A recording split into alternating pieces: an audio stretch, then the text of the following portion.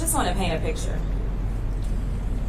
Imagine being a free-willed, loving kiddo, and all of a sudden one day you're thrown on a plane, you're sent 1,500 miles away from home, and you don't understand what's going on. All you know is that your friends are gone, you have one set of pants, one shirt. Your dad washes your pants and your shirt out every single day and then hangs it by a unit to try to dry it overnight. You don't have your mom, who is currently 4 months pregnant with your sibling. And frankly, at this point in time, you've gotten depressed to the extent that you've stopped eating. This is the story of Liam. The sad reality of what we found when we went to Dilley was that Liam was not the only one.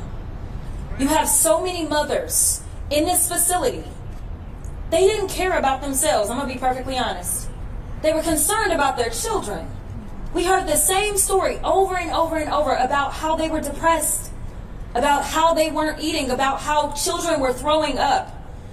We went into a housing facility because I don't know that they were really trying to take us into one, but we went, and there was an area that was almost set up like a kids' play area. And we walked in, and as soon as we walked in, everyone kind of flooded towards us. And at some point in time, it seems like they told us that they were actually educating these kids. And the kids were like, no, we're not in school. We're not getting anything. And so my staffer is like, what's up? Because y'all told us they were getting this. They reopened this facility that had been shuttered under the Biden-Harris administration. They reopened this facility back in April of last year.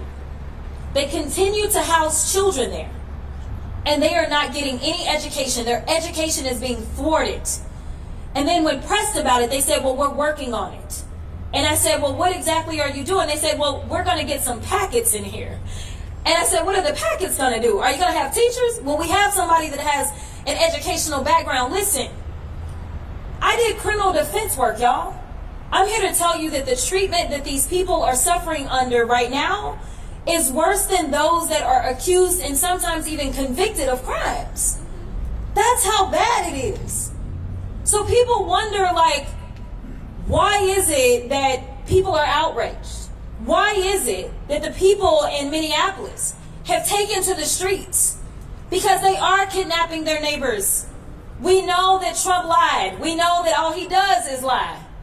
Because the first thing I wanted to know was, how many criminal convictions do y'all have? How bad are these folks? Oh, no. You can't be here and have a record. Y'all, I can't tell you how many innocent, precious children we talk to.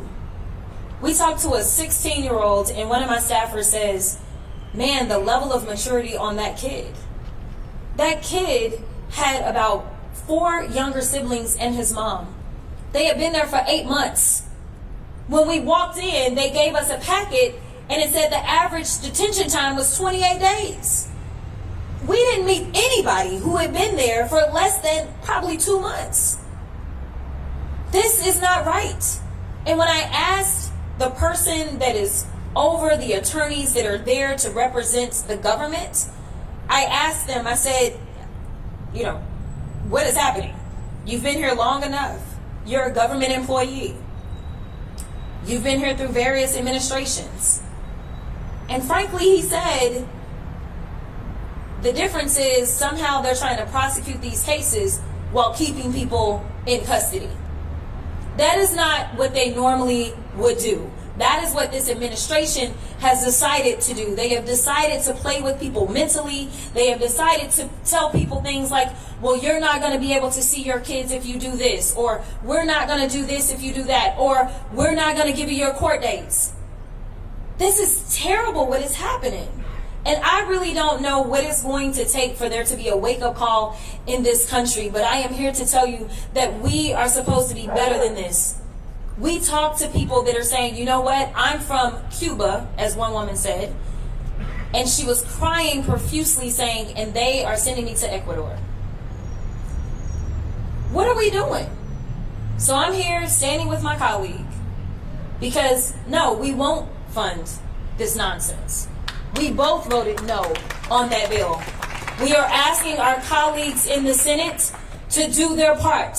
Stand up for people. Stand up and show them what humanity looks like. We know this administration doesn't care about us, but frankly, when people literally are talking about the water that they are drinking is not safe, if you allow this to continue to happen, then you are complicit. We have to do our part as the legislative branch. We have the power of the purse, not the president. It is time for us to flex our power. So thank you so much for being here.